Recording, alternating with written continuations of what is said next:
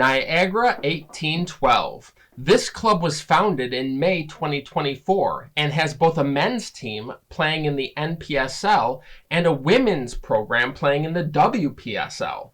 2026 will bring a fresh year with exciting new players and coaches. If you're looking for soccer action this summer featuring some of Western New York's hottest collegiate players, you gotta check them out in Lewiston on the beautiful campus of Niagara University. And we are pleased to be joined by the Chief Operating Officer of Niagara 1812, Carmine Provenzano. Carmine, thank you so much for joining us today. Thanks for having us on. Really appreciate it. So let's start off with Niagara 1812, obviously founded in May 2024. Walk me through the origin of how this club came to be. Well, actually, it happened way before May of 2024. That was our first game situation. We started thinking about the program in the spring of 2023. We were part of another program that we created here in St. Catharines, Ontario, a League One Ontario team that we initiated and built, and then kind of moved on with new thoughts and new ideas, and looked at giving young adults a place to play, and that's always been our goal. They're kind of the forgotten ones, the young adults, U23 and the like. A lot of people look at youth soccer and care about that, obviously, but we like to look at the upper end kids with still some dreams. So we did a lot of research. Looked at the NPSL, the USL2, UPSL, and finally landed on the NPSL, had some good discussions with them. They welcomed us with open arms, and that's kind of where we landed, and we got ready, and it was a fast I'm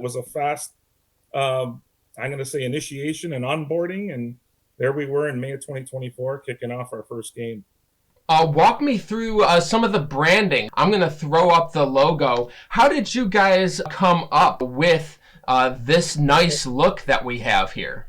Yeah, it's pretty simple. I mean, the history of the region, both in Southern Ontario and in Western New York, obviously is the War of 1812. A lot of important battles in this region, and we just wanted to celebrate the history of the region, and this is who we are, and we thought this would be a great way to go and what to call the team. And, we actually brought on a professional kind of marketer. Her name was Tiffany Lai, who worked for the NBA and the CFL in Canada. And helped with their marketing. And she helped us create the logo, all the, the requirements for the logo, the colors, etc. We gave her one thing. We wanted it to be black and gold, and that was it. And so she came up with the logo you see today, and we're excited about it, and we get a lot of good compliments from it. Now, you've been around for a couple years now, Carmine. Tell me, were there any early challenges in launching a club? The challenges are always, one big thing, right? Budget and costs, and how do we get through it? Like, there's expansion fees and league fees and that kind of thing. So that was the biggest hiccup. Our passion for soccer was speaks for itself, and the hiccups that we received were just getting a venue in such a short time. Like we were accepted in the NPSL, I'm going to say in late March of 2024, and we were still looking for a venue. WPSL was a little bit earlier, and we we're panicking. The venue was the biggest thing, honestly speaking. But getting the budgets down and understanding the league and getting acclimated to it was, I think, the biggest hiccups that we ran into as a club. Of course, you've got the NPSL squad as well as the WPSL squad. When it comes to player acquisition, it can be sometimes a crowded landscape. I know you have a lot of collegiate athletes on the team. Talk to me a little bit about how the relationships you have to build with the local soccer community in order to acquire these players. Yeah, very difficult to start with, to be honest with you. you're reaching out, not really being affiliated with local clubs or local youth Mhm. clubs or even universities and colleges for that matter, was a challenge. So we kind of recruited from all over, and a lot of players from Southern Ontario were looking for changes to where they were playing. And the first year and maybe much of the second year, we had a lot of Ontario kids. Um, we have just started now getting into the colleges and universities and even into the local clubs where recruitment, is important. But, having that pipeline for the future and offering pathways for local clubs. Um, we now have a lot of, like, most of our women's team is now on the US side, which is, inviting for us. We really enjoy that because the local Western New York player needs a place to play at a higher level. And the Mhm. men's are kind of switching over in the same direction. And we always thought that was the place where we'd end up, but hey, we needed to kick things off, and a lot of kids that answered the bell were from Southern Ontario. So that's slowly changing, and yeah. So recruitment now is, and I say recruitment, being affiliated with clubs, and it's still difficult. I think we've reached out to a lot of clubs, and now we're getting some warm reception. And with Coach Hesh now involved, he has a lot. He has his ear to the grindstone here in Western New York, and helps us with the recruiting. And he's a well-known name, so I think it's going to get easier. And it takes time, right? People got to trust you and understand what you're doing and who you are. And I think we're kind of there right now, and we're looking forward to the next couple of years. Well, I'm glad that you just said that because the news just dropped. You got Dave Hesh, and he was named head coach of the NPSL squad. Tell us about this new hire and what is he going to be able to bring to Niagara 1812? I think he's going to bring a different mindset than what we had in the last couple of years. And not to say that there's anything wrong with what we were doing previously, but Dave's going to bring a new, fresh approach. He understands the collegiate player, um, understands what it takes to win and lose, right? And Mm-hmm. understanding how to overcome that. So he's going to bring a lot of his I'm going to say his pedigree with him, and we're real excited to have him on board. Okay, I worked for Flower City Union for full disclosure for a couple years, and We like we them. We like them. loved the NPSL. We really did, and we saw it.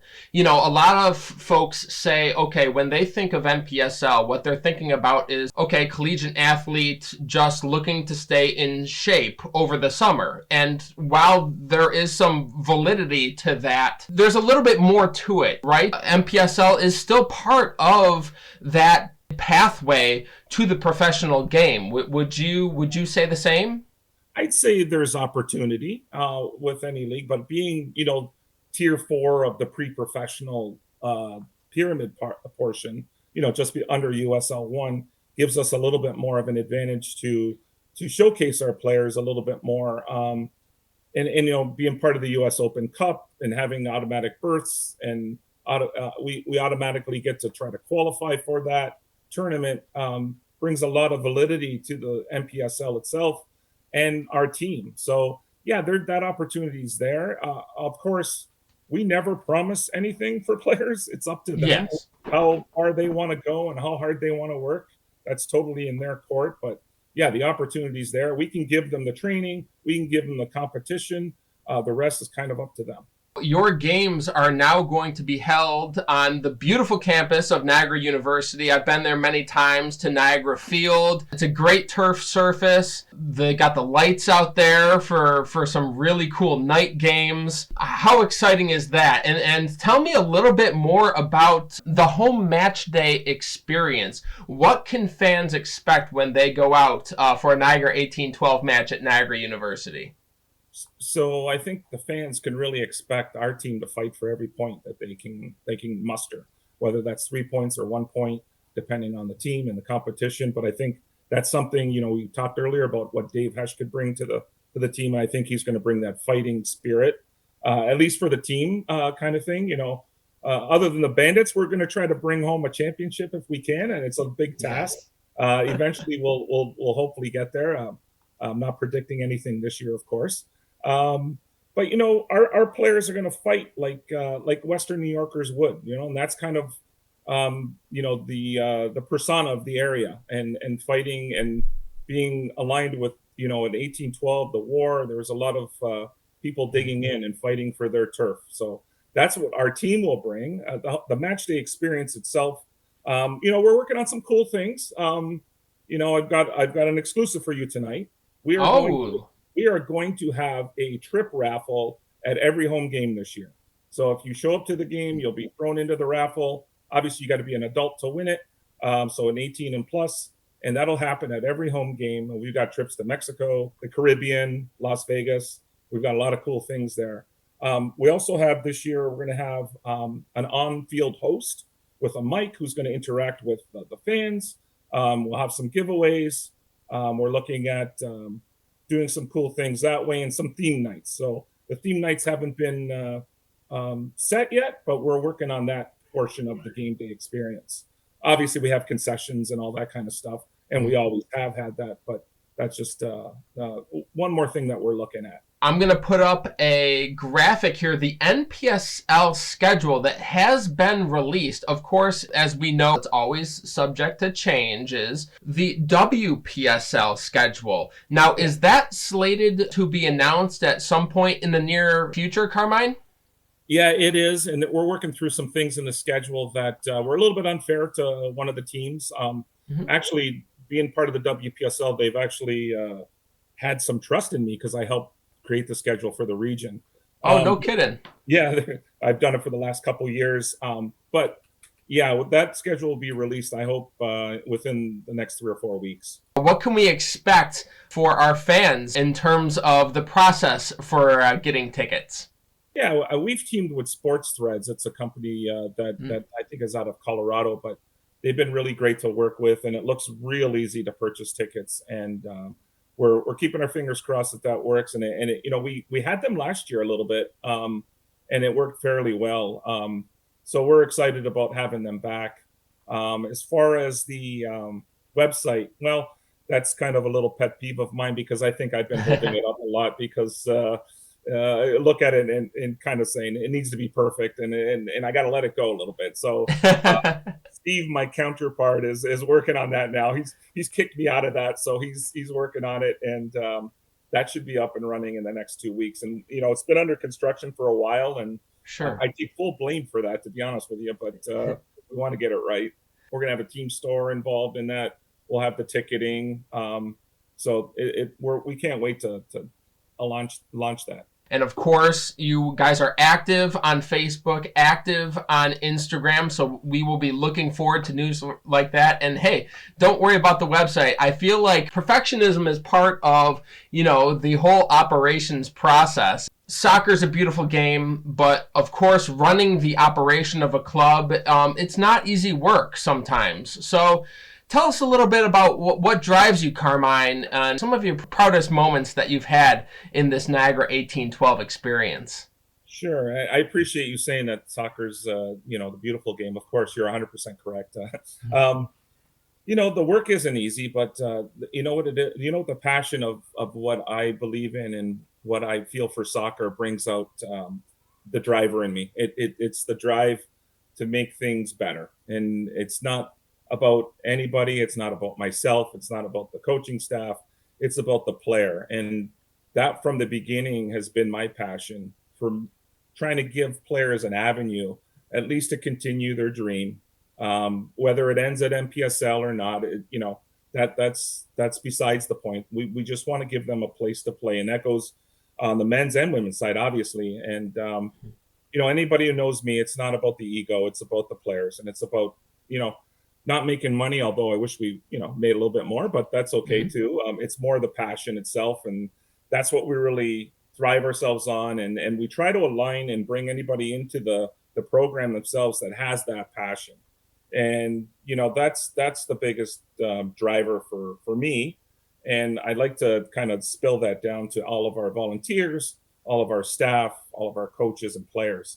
It's just having the passion for the game. And we're trying to give players an opportunity, right? We have a player that played for us pre-Niagara 1812 and into Niagara 1812 that's playing in Europe. Her name's Maddie Wow. Crosby. She's doing well on the women's side. And Did Niagara 1812 get her there? Well, we gave her an opportunity to continue to play and play at a sharp competition and steady level. And the rest was her. That had nothing to do with us. I like to think we had a little bit to do with it, but I can't take credit for that at all. She's a great player and she's got huge success. Like our small success is huge for her. So it gave her an opportunity and a stepping stone to move on. That's kind of where we are, and that's what we believe in. We are all looking forward to those games at Niagara University. Chief Operating Officer Carmine Provenzano, we appreciate you jumping on today, and good luck in the 2026 season. Well, I appreciate it, and thanks for all your support. And we'll have to get in touch with you because we got a little gift for you, and it's in this little box. You'll get, maybe I love it. I love it. I love it. That's wonderful. Well, thank you so much. This has been a joy. Take care. Thank you. Take care.